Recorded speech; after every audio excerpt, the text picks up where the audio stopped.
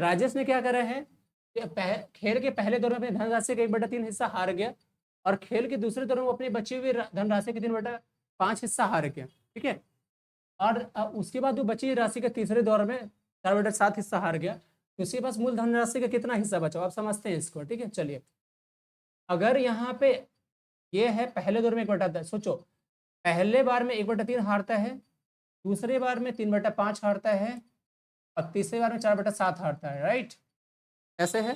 तो अगर मैंने माना कि पूरी धनराशि अगर उसकी एक्स है, तो सोचो आप बताओ मुझे कि अगर पहले बार में उसने 1/3 हारा होगा तो 2/3 बचा होगा उसका, यहाँ पे 2/3 बचा। ठीक, अब ये शेष राशि बच चुका है, शेष राशि का अगर 3/5 वो हारता है तो कितना बचाता होगा? 2/5 वो बचाता होगा।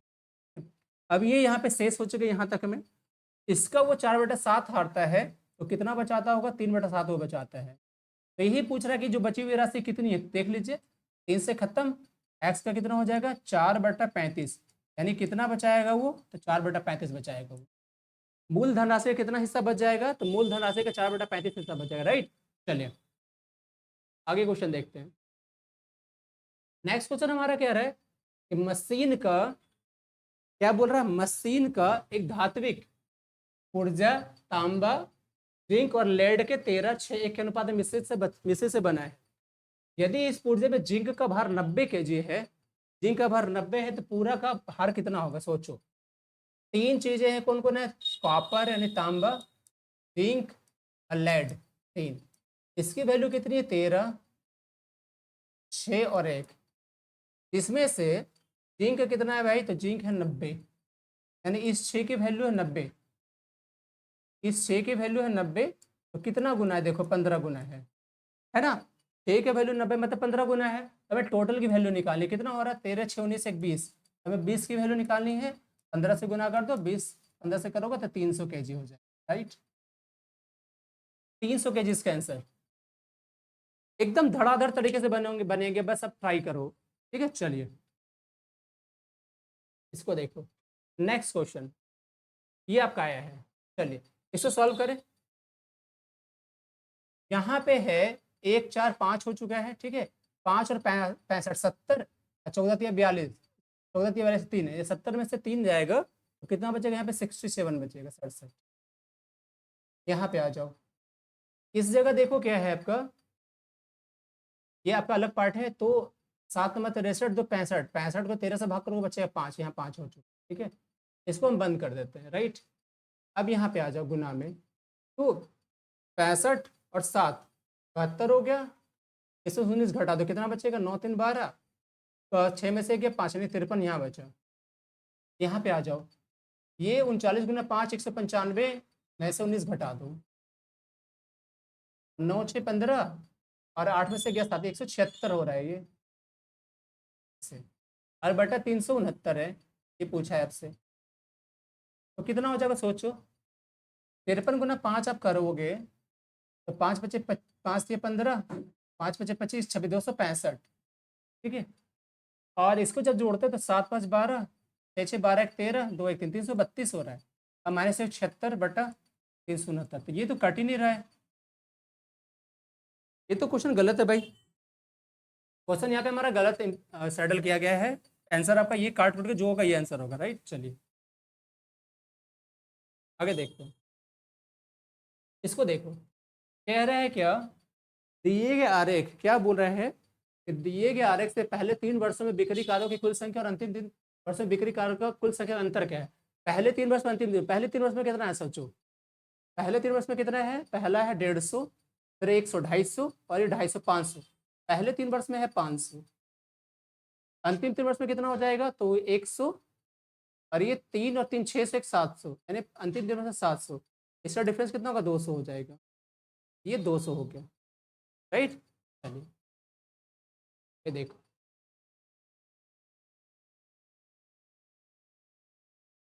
कह रहे 3 आदमी या 6 लड़के, 3 आदमी या 6 लड़के अपना कार्य 20 दिन में पूरा करते हैं, उसी कार्य को 6 आदमी और 8 लड़के मिलकर कितने दिन में करेंगे? देखो, 3 आदमी या 6 लड़के, मतलब क्या हो गया कि एक आदमी की जो एफिशिएंसी हो जाएगी 2 लड़के के बराबर हो जाएगी।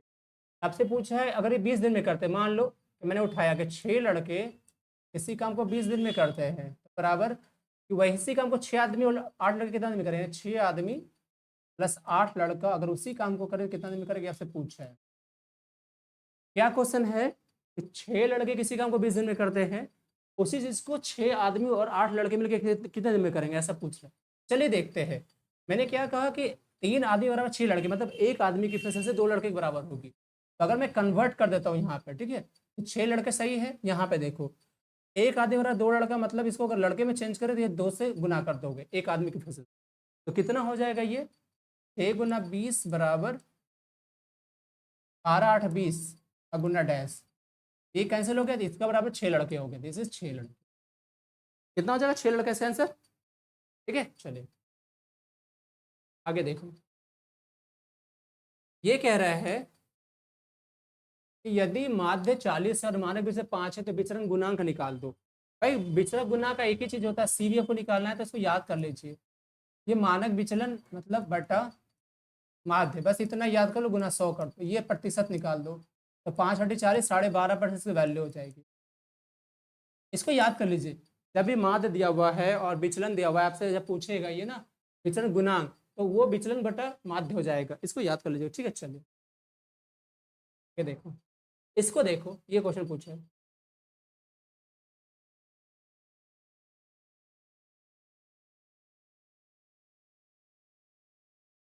ये बोला है कि इसको हल करना है। कल हमने सामने डिस्कस किया होगा अलजेब्रा वाले में कि A cube minus B cube plus C cube, A cube इससे हमने डिस्कस करा होगा कि A cube plus B cube plus C cube minus 3 ABC होता है, और बराबर होता है A B C plus term जो होते हैं। रूल आपको मैंने बताया अलजेब्रा वाले में, अगर नहीं देखा तो अलजेब्रा का जाके सिलेबस देख लीजिए, जहाँ मैं बता रहा हूँ वो सब प्लेलिस्ट में डाला हुआ है, क्लासेस उसमें देख लीजिए।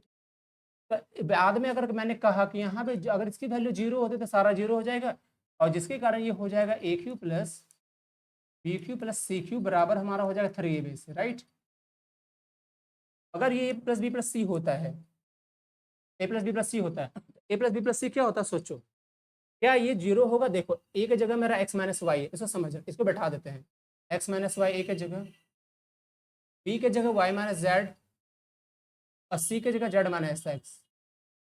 तो ये कैंसिल यहाँ से हो गया, यहाँ से 0 हो गया ना पूरा टर्म। इसका मतलब क्या हो जाएगा, इसके बराबर 3ABC हो जाएगा। 3ABC मतलब सीधा आंसर 3 × 3ABC हो जाएगा, right. 3 × X minus Y, Y minus Z, Z minus X, ये हो जाएगा, ठीक है। चलिए ये चलो, ये कह रहे हैं वह सबसे छोटी संख्या कौन सी है जिसमें 3 जोड़ने पर 27 35 25 और 21 से पूर्णतः विभाज्य हो जाए।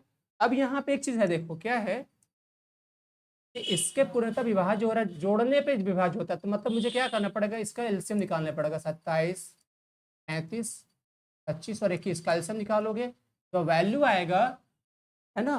कह रहे जोड़ने पे घट होगा, इसको डिवाइड कर 3 से घटा देंगे, आंसर आ जाएगा। कैसे, चलिए इसको कर दे, क्या कैसे कर सकते हैं, देखो 3 से काटोगे, 3 से 27, ये 35 रहने वाला है, ये 25 रहने वाला है, ये 3 7 21 हो जाएगा, ठीक है। अब क्या हो गया, अब तो है नहीं घटना, 5 से करो तो 9 रह जाएगा, 5 7 35, 5 5 25 और ये 7 बचा, ठीक है। फिर से किससे करेंगे, अब मेरे पास 7 बच रहा है, 9 1 5 और 1, ये आंसर हो गया।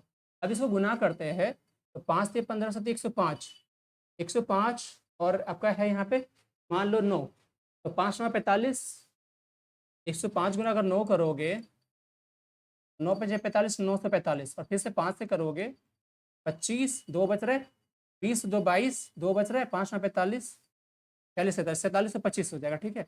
अब क्या है कि वह संख्या जिसे जोड़ते हैं तो वो होगा, तो जोड़ते हैं मतलब इसको घटा दोगे आप, आंसर हो जाएगा 47 22। और एक और सबसे अच्छी चीज थी जिसमें मुझे कोई रूल लगाना नहीं पड़ता, जैसे कि देखो बोला गया है कि 3 जोड़ते तब ऐसे कटता था, हम क्या करते सिंपल पता है आपको, देखो हमने कहा कि 3 जोड़ने पर होगा, जिसमें 3 जोड़ेंगे तो मान लो अगर हम 3 जोड़ते हैं तो वही संख्या सबसे कटेगी, तो इसमें 3 जोड़ने पर कितना हो जाएगा 47 25, इसमें 3 जोड़ोगे कितना हो जाएगा 320 हो जाएगा, इसमें 3 जोड़ोगे 47 28 हो जाएगा, इसमें 3 जोड़ोगे तो 47 31 हो जाएगा। देखो आज भी मैंने पढ़ा है एलसीएम एसएफ में, जाके वहां से भी आप देख सकते हो इसको, ठीक है। अब देखो मैंने क्या कहा कि सबसे अच्छा मुझे इससे कटना है, तो इसमें एक चीज देख लो कि 27 का अगर जोड़ते हो तो 7 2 9 होता है, यानी सम ऑफ डिजिट 9 होता है। अगर सम ऑफ डिजिट से कट जाए तो हम आराम से सॉल्व कर सकते हैं। 9 से कटना चाहिए ना, इसका मतलब वो 9, 9 से कटना चाहिए। देखते हैं 9 से कौन कौन कटता है, पहले ये देखो। तो 9 से, अच्छा एक और चीज देख लो, 25 से भी कटना चाहिए। तो 25 और 35 दोनों के लास्ट में 5 है। अब 5 का नियम क्या कहता है, या तो 5 से कटे 0 से कटे। देखो कौन कौन 5 से कटेगा, पहले ये सोचो आप। ये तो 25 हुआ ना, सॉरी, ये तो या तो कटेगा ये या तो ये दोनों तो खत्म हो गया, नहीं कटेगा 5, राइट। अब देखो 9 पे आते हैं, तो 3 2 5, ये 9 से नहीं कटेगा। 7 4 11 और 12 13 5 18, 9 से कट जाएगा। तो आंसर हमारा दिस इज एक नंबर आंसर हो गया। ठीक है, एक नंबर हमारा आंसर हो गया। मतलब हम उसको ऑब्जेक्टिवली ऑप्शन से कर सकते हैं, दिक्कत नहीं है। इसको देखो, ये कह रहा है कि सबसे खंबे लंबे खंबे की लंबाई ज्ञात करिए, जिसे 30 मीटर गुना 15 मीटर गुना 10 मीटर की विमाओं में रखा जा सकता है। ठीक है, तो देखो सबसे लंबे कमरे की लंबाई क्या होती है, मतलब कमरे में रखे रखे जाने वाले सबसे लंबे छड़ की लंबाई क्या होती है, कुछ इस तरह होती है। कमरे में रखे जाने वाले सबसे लंबे छड़ की लंबाई क्या होती है, root under L square plus B square plus H square. तो एल क्या है 30, यानी 30 या 900 हो जाएगा। 15 का 225 हो जाएगा, और 10 है 100 हो जाएगा। तो कितना हो जाएगा, 9 2 11 12, 1225, और 1225 का वैल्यू हो जाएगा 35। 35 में हमारा दिस इज आंसर। ठीक है, 35, राइट। चलिए इसको देखो, अरे दिए गए चार्ट में 5 वर्ष है ना, 1 से 5 दिया हुआ है कि अवधि के लिए दो बैंक ए और बी द्वारा जमा की दी जाने वाली ब्याज दरें प्रदर्शित करती है। यदि एक व्यक्ति ने वर्ष के आरंभ में 23 लाख की राशि को बैंक ए की बजाय बैंक बी में रख दिया, ठीक है, बैंक ए की बजाय बी में रख दिया, तो वर्ष 3 में प्राप्त होने वाले ब्याज दर में अंतर कितना हो, वर्ष 3 में। तो देखो थर्ड ईयर की बात करें, थर्ड ईयर में अगर ए में पैसा देता, थर्ड ईयर में अगर पैसा ए में देता तो पता चलता 8.5% मिलता, लेकिन बी में जमा किया तो 10% मिला, 1.5% एक्स्ट्रा मिला। ठीक है, और 1.5% की वैल्यू कितनी हो जाएगी, 3/2 हो जाएगी, है ना। तो अच्छा कितना पैसा का मिला होगा ज्यादा, 23 लाख का, इसका 3/2, यानी ज्यादा 1.5% ज्यादा मिलेगा, इसका 1.5% निकाल दो। हम क्या करेंगे, 23 3 69/2 कर दोगे, 34 ये हो जाएगा 34,500, दिस इज आंसर 34,500। ठीक है, चलिए नेक्स्ट। यहाँ कह रहा है कि दो पासों को एक साथ दो पासों को एक साथ फेंका गया और उस पर अंकित संख्याओं के योग को नोट किया गया, योग के 12 होने की क्या संभावना है। देखो दोस्तों, दो पासा है ना, डाइस होता है ना भाई, और डाइस में क्या होते हैं इसको समझिएगा। 1 से 6 तक अंक होते हैं ना, मान लो यहाँ पे 1 रहा, इस जगह पे 2 रहेगा, इस जगह पे 3 रहेगा, इस पोर्शन में 4 रहेगा, यहाँ पे हो सकता है 6 रहे नीचे वाले में, और बैक वाले में 5 रहा, ऐसे हो सकता है, ऐसा होगा। तो कह रहा 12 होने की क्या पॉसिबिलिटीज है। अब मुझे बताओ, दो पैसा है पासा है, हम कितने बार फेंक सकते हैं, 6 बार, 6 बार, यानी 6 6 36 बार दोनों को फेंका जा सकता है। अब 12 आने की कंडीशन क्या है, एक बार, क्योंकि एक ही बार वो सिचुएशन होगा जब 6 और 6 मिलेगा तो 12 आएगा, बाकी बार कुछ भी आएगा 12 नहीं आ सकता। तो सिचुएशन क्या हो मेरा, 1/36, एक बार आने की संभावना है। ठीक है, आंसर दिस इज राइट। चलिए तो देखो, कह रहा है 55 से 40 सभी अभाज्य संख्या कितनी है। आपको पता है कि 1 से 50 तक अगर अभाज्य संख्या निकालते हो तो ये 15 आता है, 51 से 100 तक निकालते तो यहाँ 10 आता है। मतलब अगर आपसे पूछे 1 से 100 तक कितनी अभाज्य संख्या होगी तो सीधा 25 बोलो। आपसे क्या बोला, 55 तक, तो 50 तक तो 15 हुआ, और एक एक्स्ट्रा 55 तक जाएंगे तो एक एक्स्ट्रा 53 आ जाएगा, यानी आपका कितना हो जाएगा, 15 1 16, यानी टोटल 16। 15 अभाज्य संख्या होगी, और एक बढ़ोगे 55 तक, वो हमारे होगी नेक्स्ट वाले 53, यानी 15 1 16 संख्या हो जाएगा। ठीक है, 16। चलिए इसको दो, इसको जोड़ना है। चलिए कैसे जोड़ेंगे, 68 0 2.5, 620 0.25 62 025 6 2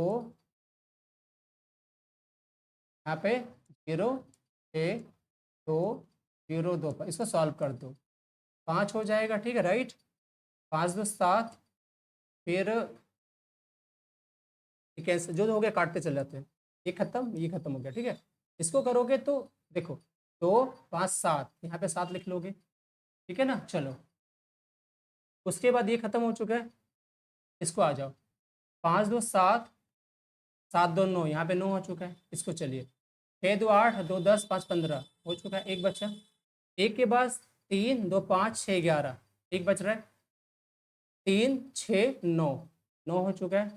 फिर यहाँ पे 6 2 8, ये 68, दिस आंसर 4 नंबर, आंसर हमारा 4 नंबर, राइट। चलिए इसको देखिए, ये बहुत बेहतरीन क्वेश्चन है, इसको देखो क्या कह रहा है कि दी गई आकृति में एक्स का मान बता दो। एक्स का मान कैसे निकालोगे बता, देखो अब यहाँ पे देखते हैं। तो अगर मैंने यहाँ पे करा तो देखो ये 65, ये कितना हो जाएगा, 115 हो जाएगा। ये एक पैरेलल लाइन है तो 80 थी, हमारा 100 हो जाएगा। ये 90 डिग्री गिवन है, तो मैं इसकी वैल्यू पहले निकालता हूँ। ये हमारा कौन सा, कि पंचभुज हो गया। पंचभुज में सब मिला के कितने दिए हुए हैं, ये देखो 200 100 100 230 330 और ये 9, 420 टोटल हो गया। और पंचभुज के बारे में बात करें तो पंचभुज के सभी कोणों का योग कितना होता है, उसकी वैल्यू होती है n-2 इंटू 180, यानी सभी कोणों के सभी कोई भी भुज हो उसके अंतः कोणों का योग होता है n-2 इंटू 180। n मतलब 5, यानी 5 भुजा दिया हुआ है, 5 - 2 गुना 180, 18 × 54 यानी 540 डिग्री हो जाएगा। 540 में से ऑलरेडी यूज हो चुका है इतना, तो 540 में इतना यूज हो कितना बचेगा सोचो, 0 हुआ ना, यहाँ पे 2 और 120। एक मिनट मैंने क्या करा, 120 हुआ तो ये मेरा हो गया 120, ठीक है। ये कितना बचेगा, 60 बचेगा, क्योंकि पैरेलल लाइन है तो आंसर हमारा कितना 60 हो जाएगा,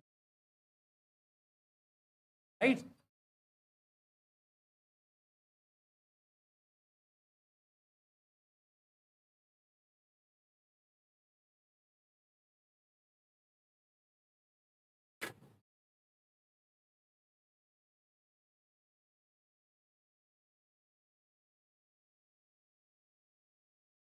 तो देखो बोल रहे हैं कि दिए गए तालिका में दिल्ली के पास स्थित एक गांव एक्स में 18 से 30 आयु वर्ग के लैंगिक आधार पर औपचारिक शिक्षित, अनौपचारिक शिक्षित, इनफॉर्मल लर्नर एंड निरक्षर के दिया हुआ है।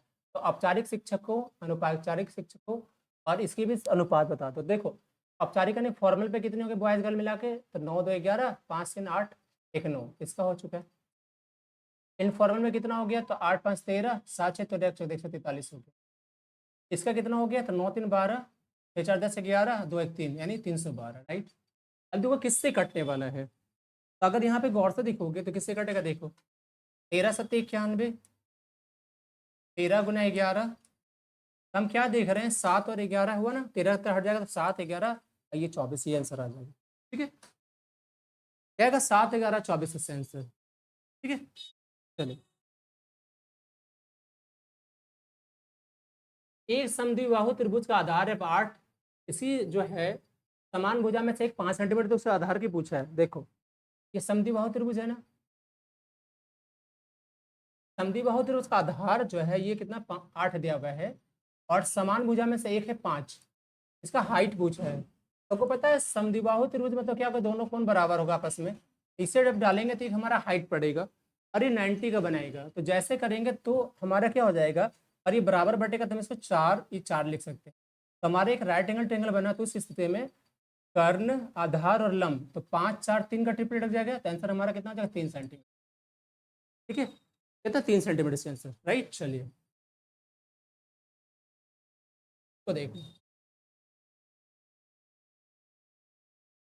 ये बोला इसका वर्गमूल क्या होगा, देखो दिया हुआ है 36.1/10 फीसद दिया।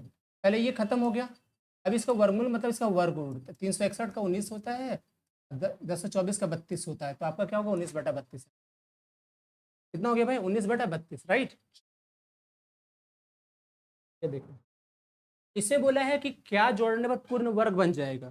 चलिए जोड़ते हैं। 1 3 4, 4 7 11 9 20, ठीक है। 20 और ये 31 हो गया, 20 से 11 31 और ये 44 हो जाएगा। अब इसको वर्ग बनाना तो आपको पता है कि 49 जो होता है वो 7 का वर्ग है। तो बोला क्या जोड़े जो पूर्ण वर्ग बन जाएगा, तो बताओ। क्या मैं 5 जोड़ूंगा तो पूर्ण वर्ग बनेगा? 5 जोड़ेंगे 49 होगा, और 49 7 का स्क्वायर हो जाएगा। हमको क्या जोड़ना होगा? 5 जोड़ना, ठीक है। बस क्या जोड़ना होगा? 5 जोड़ोगे आंसर हो जाएगा।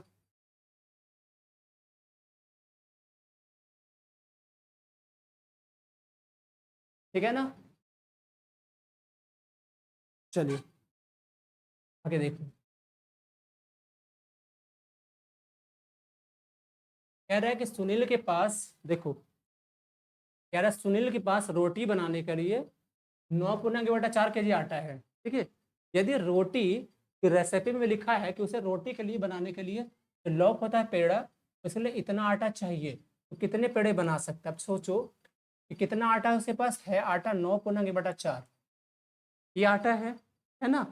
और एक आटे में कितना खर्च होने वाला है? 1 पूर्णांक 1/8। तो बोला कितना आटा बने, कितना पेड़ा बनेगा। तो समझो, एक बात समझो, जब इसको तोड़ दूं, 9 × 36 एक 37/4 हो सकता है यहाँ पे। इसकी वैल्यू 8 एक 9/8 हो सकता है। अब मैं ना दोनों को नीचे वाला इक्वल कर देता हूँ। कैसे करूँगा इक्वल? देखो, अगर नीचे वाला 8 बनाएंगे तो यहाँ से 2 से गुना कर दे, तो नीचे खत्म हो जाएगा। ये बचा 74। मतलब क्या है, एक बनाने में 9 यूनिट लगता है, तो 74 में कितना बनेगा? तो लगभग देखो 8 गुना बनेगा ना। हमारा आंसर कितना हो जाएगा? 8 हो जाएगा। दिस इज 8, ठीक है। चलिए इसको देखो। कह रहा है cos 1 cos 2 cos 3 इस तरह से चलते चल रहा है, इसकी वैल्यू क्या होगा? दोस्तों आपको पता है कि यहाँ पे cos 90 का मान क्या होता है? 0 होता है। तो सीधा एक 0 होगा पूरे टर्म, तो सारे के सारे हमारे 0 हो जाएंगे। This is 0। एक 0 हो तो सारे 0 हुआ ना कि नहीं हुआ, बताओ। चलिए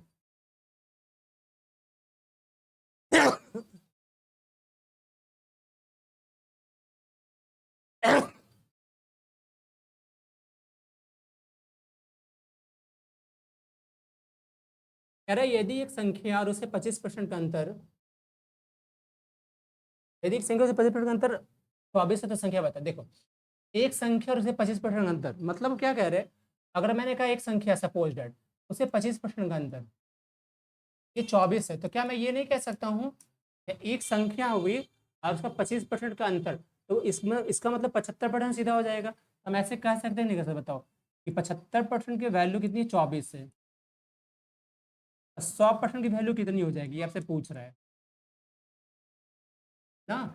बोला एक संख्या है और उसके 25% का डिफरेंस है 24, तो संख्या कितनी होगी? मैं कह सकता हूँ एक संख्या उसे 25% घटा दोगे, बचेगा 75%, उसकी वैल्यू 24। तो मैं अब सोचो कैसे इसको काटेंगे, तो हम इसको कर सकते हैं ऐसे, 25 × 3 ये हो सकता है ना, और ये हो सकता है 8 × 3, राइट।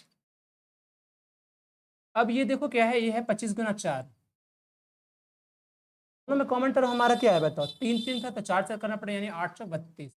आंसर हमारा 32 हो जाएगा बस। होगा ना भाई। सोचो कितना जल्दी, आप क्यों नहीं बना सकते? आप सोचते हो, अब कोई कहता है सर 1.5 घंटे में, कैसे 1.5 घंटा अब नहीं होगा, बताओ। जब मैं 30 क्वेश्चन आपको समझा समझा बनाऊं और मैं 30 मिनट में 35 मिनट में दे सकता हूँ, तो फिर आप क्या 1.5 घंटे में नहीं कर सकते? 30 मैथ का, 30 रीजनिंग का और 40 जीके जीएस का। टाइम का कहाँ दिक्कत है, बताओ अब। चलो इसको देखो अब। कह रहा है, एक वस्तु को 138 में बेचने पर दुकानदार को 8% का हानि हुई। 4% अगर लाभ कमाना है तो कितना में बेचेगा, राइट। देखो 138 में बेचने पर हानि हुई 8% की, मतलब ये हमारा है 8% घटा दो 92% की वैल्यू। 4% लाभ कमाना है तो 104% की वैल्यू निकाल, राइट। 4 से काटोगे 23 बार में कटेगा, 4 से काटोगे 26 बार में, 23 से काटोगे तो 6 बार में ही कट जाएगा। तो 26 × 6 कितना हो जाएगा? 6 × 36, 3 बचा, 6 दूनी 12, 3 15, 156। आंसर हमारा 156 आंसर। चलिए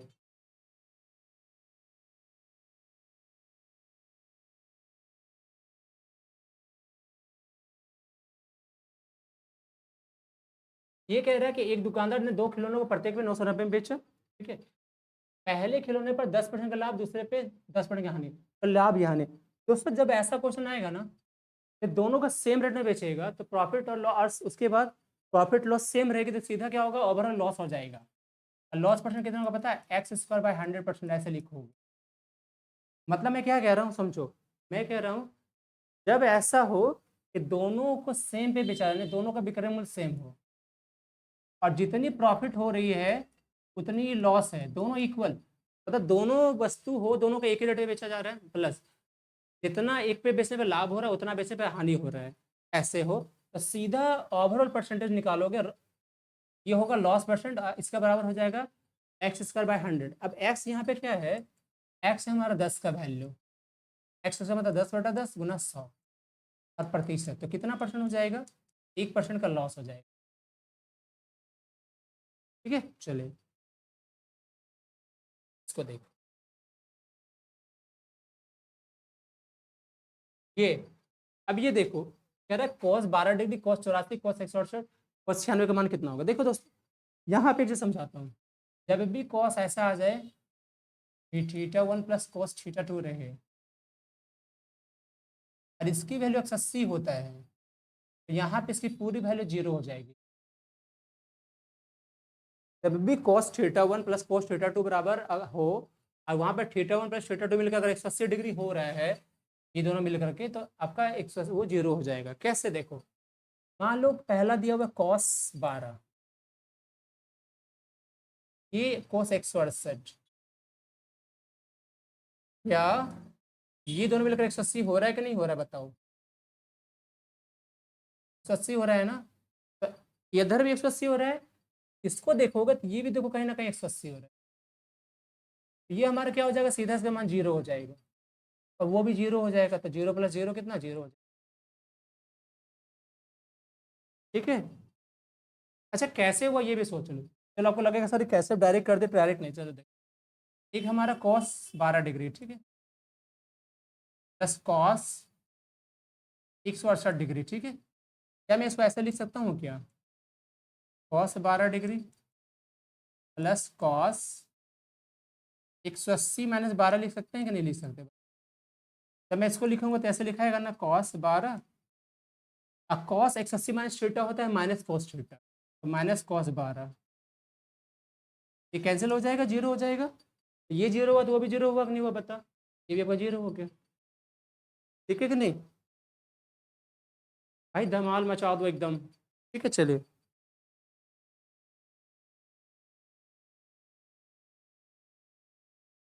ये करूँ, नेक्स्ट क्वेश्चन देखो, इसको परिमेय संख्या के रूप में लिखना है, परिमेय संख्या के रूप में लिखा जाएगा, ठीक है। अब चलिए समझते हैं, ये इस तरह से लिखा हुआ है 23, 23 और 23, और ये है, तो इसका मतलब क्या हो रहा है कि लगातार संख्या जा रही है, कंटिन्यू, है ना। और आपने को आवर्त सारणी में बताया होगा कि इसको हटाओगे तो बटा कितना हो जाएगा, 99, इसको लिख सकते हैं ना ऐसे, लिख सकते हैं ना ऐसे, तो ऐसे हटा क्या लिखेंगे, ऐसे हम 23/99, इससे आंसर इस, ये कंटिन्यू जा रही है ना, तो हमारा बार का यूज करेंगे यहाँ पे, उसके बाद इसको जब हटाएंगे तो 23/99 हो जाएगा, राइट। चलिए आगे देखो, इसको देखो, कह रहा है कि अविनाश, देखिए इसको कह रहा है अविनाश भुवनेश, अविनाश भुवनेश और चमन किसी काम को 20, 30, 60 दिन में करता है। अविनाश को उसी काम करने में कितना दिन लगेगा यदि भुवनेश्वर चमन हर तीसरे दिन से मदद करता है।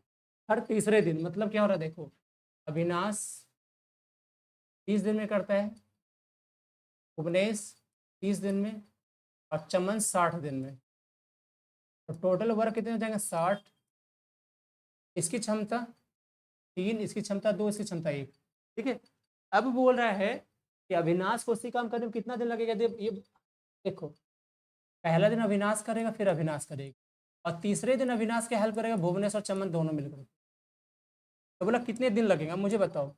अविनाश अगर पहला दिन करता सिर्फ 3 काम कर पाएगा, दूसरा दिन करेगा तो फिर भी 3, तीसरे दिन जब करेगा ना, तो तीसरे दिन से सहायता दोनों करेंगे, भुवनेश और चमन। तीसरे दिन कितना काम हो जाएगा? 6 काम हो जाएगा। अब मुझे एक बात बताओ, 3 दिन में कितने काम हुए? 12 काम।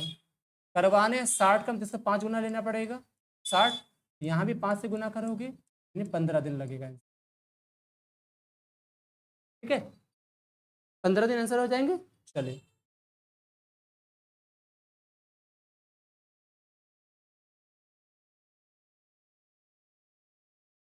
तो देखो ये कह रहा है क्या, एक घनाभ जिसके 3 आसन फलक का पृष्ठ क्षेत्रफल एबीसी है, तो आयत का आयतन बता दो। देखो घनाभ क्या होता है इसे समझिए, इसकी लंबाई चौड़ाई या ऊंचाई अलग अलग होती है। ये घनाभ हो गया, इसके लंबाई चौड़ाई ऊंचाई तीनों अलग अलग ये घनाभ हुआ, इसकी लंबाई चौड़ाई ऊंचाई तीनों अलग अलग। इसका फलक क्या होता है? देखो फलक जैसा ये फलक मान लो, इसका ये लंबाई हो गया, ये चौड़ाई हो गया, ऊंचाई हो गया। तो एक फलक कैसे बनेगा आपका? एल बी से बनेगा, एल इंटू बी से। दूसरा फलक बनेगा बी इंटू एस से। और तीसरा फलक बनेगा एच इंटू एल से। अगर इसका क्षेत्रफल लेते हो ना, पृष्ठीय क्षेत्रफल, तो क्या होता है पता है आपको?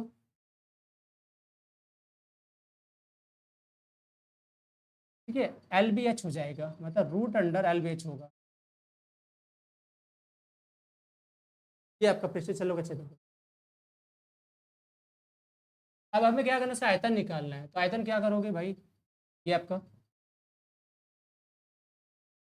ये आपका आयतन हो जाएगा एल ई एच, ये वैल्यू हो जाएगा, ये आपका आयतन, यानी दिस इज, ये आपका वॉल्यूम हो जाएगा, दिस इज। इस तरह से। कैसे? आपको लग रहा होगा कैसे, देखो बताता हूँ मैं।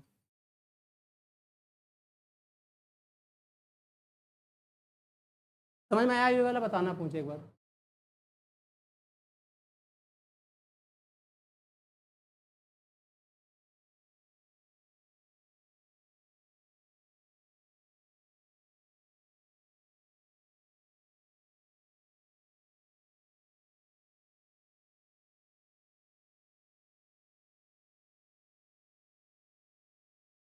ठीक है, चलिए इसको देखो। ये हम देख रहे हैं, देखो इसको कह रहा है 73 नंबर क्वेश्चन। क्या कह रहा है? कह रहा है कि एक रेखा चित्र में कोण एबीसी 30 है। एबीसी ये 30 है, बी ए सी 30 है, एबीसी 50 है, और सी डी जो हमारा 25 है, तो बोला ए ई डी, यानी ये वैल्यू पूछ रहा है। तो मुझे एक बात बताओ, देखो ये ट्रेंगल है राइट एंगल समकोण, तो 50 से 80 ये कितना 100 हो जाएगा। ये पैरेलल लाइन है तो 100 है, तो ये बचेगा हमारा 80। अब ये भी क्या हमारा समकोण त्रिभुज है, तो मान लो ये 25 हुआ, ये आपका 80 हुआ, तो ये कितना हुआ 8 2 10, और 105, तो ये बचा 75 डिग्री। अब इसी को मैं आगे खींच देता हूँ पैरेलल, ये कितना बचेगा 105 डिग्री हो जाएगा आंसर आपका। ठीक है, 105 डिग्री हो जाएंगे। चले,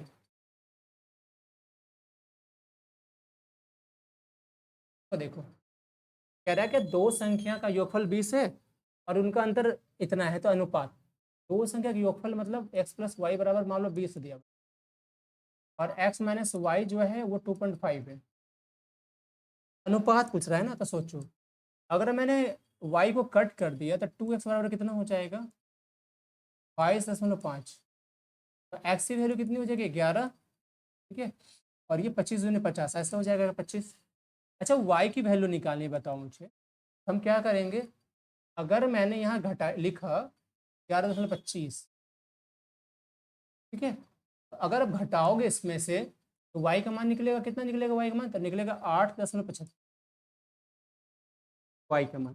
ठीक है, आपका कितना हो जाएगा y का मान? अब से पूछा है उसका अनुपात, तब x बटा वाई, तो x बटा वाई निकाल दो। अब देखो यहाँ से ये डेसिमल खत्म, 25 से काटोगे 25 चौक 100, बचेगा एक 12 और 5 125, तो 25 पंच 125 या 5 कटेगा। ठीक है, इसको काटोगे 25 या 75, बचेगा कितना? 12। 25 हो जाएगा, 25 पंच 125। अब किससे काटोगे भाई? 5 से काटोगे तो 5 9 45 और 5 7 35, यानी 9:7 इसका आंसर। ठीक है, हो सकता है कि नहीं हो सकता, बताओ। सकता है ना भाई। चलो अगली क्वेश्चन देखो। कह रहा है चक्रवृद्धि ब्याज की गणना वार्षिक तौर पर होती है, दर पर एक धनराशि 2 वर्ष में 1600 हो जाती है, तो 3 वर्ष में कितनी हो। देखो कह रहा है कि चक्रवृद्धि ब्याज गणना वार्षिक तौर पर होती है, दर पर एक धनराशि 2 वर्ष में इतनी होती है, 3 वर्ष में इतनी। तो ब्याज, अब मुझे बताओ, प्रिंसिपल है ना, इसका अमाउंट जो हो रहा है 2 साल के बाद कितना हो रहा है 1600, और यही 3 साल के बाद कितना हो रहा है 1700। तो मुझे बता 1 साल में कितना का ब्याज मिला, 100 रुपया का। तो हमें क्या निकाला, रेट ऑफ इंटरेस्ट निकाला, कितना हो जाएगा 100 का ब्याज मिला है ना, इस पे 1600 रुपये। क्यों ऐसा किया हमने, आपको पता होगा कि जब भी हम कंपाउंड इंटरेस्ट चूज करते हैं, तो कंपाउंड इंटरेस्ट में क्या होता है कि जो अमाउंट होता है वो आगे वाले के लिए प्रिंसिपल का काम करता है। तो ये जो हो रहा है वो प्रिंसिपल का काम कर रहा है, तो यहाँ पे जो ब्याज हम इसको प्रिंसिपल पे ले सकते हैं, तो क्या हो जाएगा इतना गुना 100, ये कैंसिल, 16×96, कितना बचा है 4 बचेगा, 4/16 यानी 1/4 हो जाएगा। इसी आपका आंसर हो जाएगा। हेलो भाई, अरे अब सबके एग्जाम क्लियर हो गए ना, मैं बता दूं कब कब सबके एग्जाम होने वाले हैं, देख लो सबके एग्जाम कब कब है, वो भी देख लो आप, राइट, मैं दिखाता हूँ, ताकि आप अब तैयारी अच्छे से करो। एग्जाम की तैयारी डिक्लेयर हो चुकी है ना, नवंबर से दिसंबर तक सारे पेपर हैं, सबसे पहले आपका किसका है एलपी का, तो अब तैयारी ढंग से करो। और जो मैं आपको वीडियो दे रहा हूँ जैसे ये भी ना, तो सारी के सारी क्वेश्चन को, मैथ्स के क्वेश्चन को अच्छे से पी लो, शाम में लाइव मेरे साथ अलजेब्रा कलर खत्म करो, इसको क्लियर कीजिए जल्दी से जल्दी। ये 30 क्वेश्चन आपको बहुत हेल्प करेगा मैथ्स में, बहुत ज़्यादा। अच्छे से दिख रहा है मुझे, बताना है सर। कह रहा है कि पहले दिन ना देखो, एक व्यापार मेले में पहले दिन 84,500 रुपया का, 84,500 लोग आए, ठीक है। चौथे दिन 16,900 आए, तो बोला चौथे दिन कितने लोग घट गए। अब मुझे एक बात बताओ, देखो ये अगर 84,500 है, चौथे दिन कितने है ना भाई। अच्छा देखो चौथे दिन कितना परसेंट बचा है मुझे बताओगे, देखो 8 दूनी 16 और 45 9, यानी चौथे दिन बचा हमारा 20%। देखो गौर से आप इसको फिर से देख लेना, पूरे वीडियो एकदम फास्टली मैं बताऊँ कितना जल्दी कवर किया, वो भी आप देखना। पहले दिन इतना था, चौथे दिन इतना बचा, मतलब इसका 20% बच गया है, मतलब कितने परसेंट घट गया वो सीधा। अब वो सर 20% ही बचा है, तो सीधा कितना 80% घट गया होगा।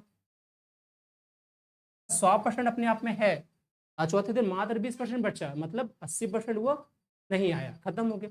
आंसर हमारा 80%। हाँ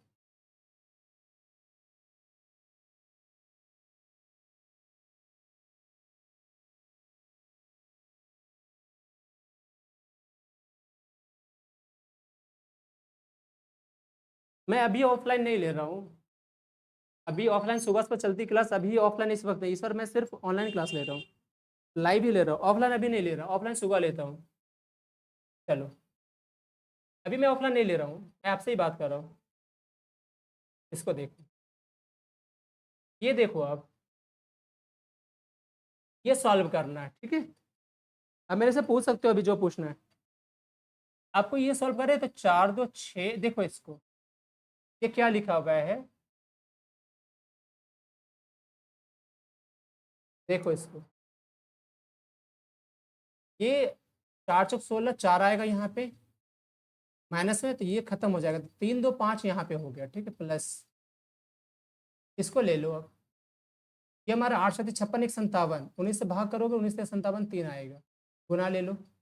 अच्छा यहाँ पे बंद कर दो अब इसको, ये 5 3 8 में से 4 जाएगा, 4 बचेगा, प्लस 9 4 36, 17 में से 36 यानी घटा दो, तो कितना आएगा 9 7 16, और यहाँ पे एक बचा, ये माइनस में आ गया, बट अब इसकी वैल्यू कितनी हो सोचो, ये 15 4 19 -15, 15 दिए 45, यानी 5 और -45, आंसर हमारा -40, दिस इज आंसर, सॉरी -40। मैं कहाँ पढ़ाता हूँ, भाई मेरा घर मेरा घर झाझा है, मतलब बिहार का जो जमुई डिस्ट्रिक्ट है ना, वहाँ पे मेरा घर है। बिहार के जमुई डिस्ट्रिक्ट में अब झाझा एक है, वहीं पे मेरा क्लास चलता है। शायद तुम कहाँ से हो? अगर जमुई डिस्ट्रिक्ट एरिया में हो तो आ जाओ मेरे पास में, नज़दीक में। अगर दूर हो तो फिर नहीं बता सकता। मेरी ऑफलाइन क्लास चलती है, और वाई नॉट, मेरी ऑफलाइन क्लास चलती है सुबह सुबह।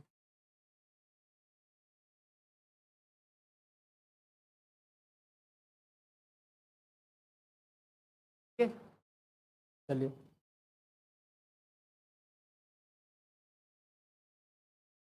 ठीक है, चलिए सॉल्व करो फाइनली, जल्दी जल्दी। देखो, कह रहे पुरुषोत्तम और अंजलिका ने एक स्थान से विपरीत दिशा में क्रमशः 30 किलोमीटर प्रति घंटा और 3.5 किलोमीटर प्रति घंटा की चाल से चलना शुरू किया। 2.5 घंटे में दोनों एक दूसरे से कितने दूर होंगे? देखो, दो लोग हैं, एक इधर से एक इधर से, तो विपरीत दिशा में चल रहे थे, एक इधर से एक इधर से। एक की स्पीड है 30, एक की स्पीड है 3.5, मतलब 2.5 घंटे बाद क्या होगा? अच्छा, ये क्वेश्चन ऐसे नहीं है, देखो ये क्वेश्चन है पुरुषोत्तम अंजिका ने एक स्थान से विपरीत, मतलब ये प्लेस एक स्थान, एक इधर विपरीत जा रहा है, एक इधर जा रहा है, ऐसे क्वेश्चन है। एक की स्पीड है 30, एक की स्पीड है 3.5, मतलब 2.5 घंटा में दोनों वैशाली होगा। अब तो फिर ऑफलाइन ऑनलाइन करो, कोई पाए, क्यों बहुत दूर पड़ जाएगा तुम्हारा। तो अब दो कह रहा 2.5 घंटे में कितने दूर हो जाएंगे? सोचो, ये 2.5 घंटे में चलेगा ना, कितना दूर हो जाएगा? इधर से जाएगा। अब ऐसे भी इसको आप एक काम कर सकते हो, देखो 1 घंटे में डिफरेंसेस कितनी होगी? 33.5 की, है ना? तो 3 घंटे में कितना हो जाएगा? 2.5 घंटे में कितना हो जाएगा? गुना कर दो। ठीक है, तो कितना हो जाएगा? 33.5, और 2.5 को हम लिख सकते हैं ना 5/2।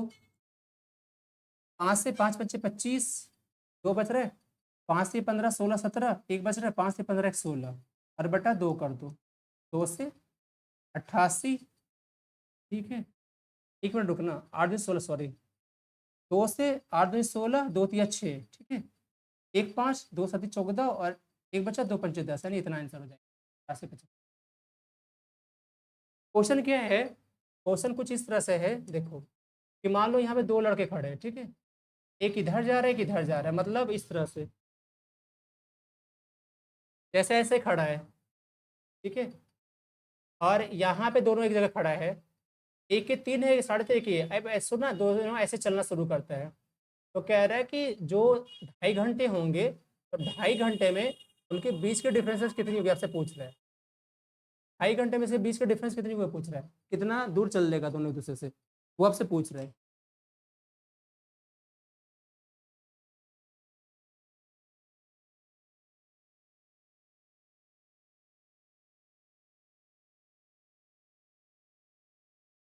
चलिए, ओके।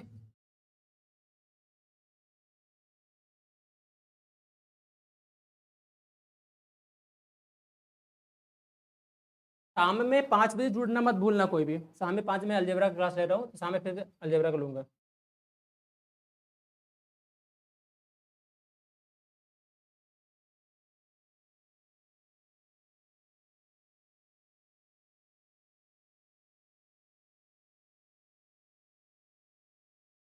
ये क्वेश्चन है, देखो कह रहा है, दिल्ली मुंबई कोलकाता चेन्नई शहर में आने वाले घरेलू औसत जो है, उनके खर्च है, एवरेज खर्च उच्चतम, तो पूछा है आपसे उच्चतम औसत खर्च, उच्चतम औसत खर्च और निम्नतम औसत घरेलू खर्च का अनुपात क्या होगा? देखो उच्चतम का कितना है,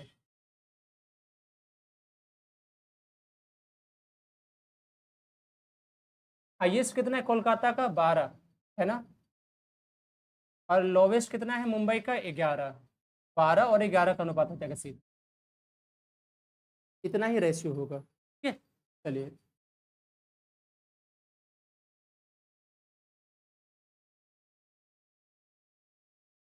तो चलो दोस्तों, आज हमने ये आपका खत्म हो चुका है सेट, पूरा 30 क्वेश्चन थे, है ना? तो ये आप अब बार बार करो, क्योंकि मैंने इससे बहुत सारे थोड़े बहुत कॉन्सेप्ट बताए, बाकी शॉर्टकट बताए कि कैसे हम क्वेश्चन को जल्दी जल्दी कर सकते हैं, वो आपको एग्जाम में काम आएगा। कॉन्सेप्चुअल भी मैं आपको बताता हूँ, शाम में आप मिलिए अलजेब्रा, वो मैंने क्लासेस डाला है उसको देखिए, उसमें थोड़ी बहुत कॉन्सेप्ट भी होगी, ट्रिक्स भी होगी। और इसमें मैं टोटली चूंकि प्रीवियस ईयर का है तो मैं आपको कॉन्सेप्ट्स भी और शॉर्ट ट्रिक से बता रहा हूँ ताकि आप जल्दी जल्दी एग्जाम में कर पाए। ठीक है, चलिए मिलते हैं शाम में 5 बजे, तब तक के लिए बाय बाय, थैंक यू।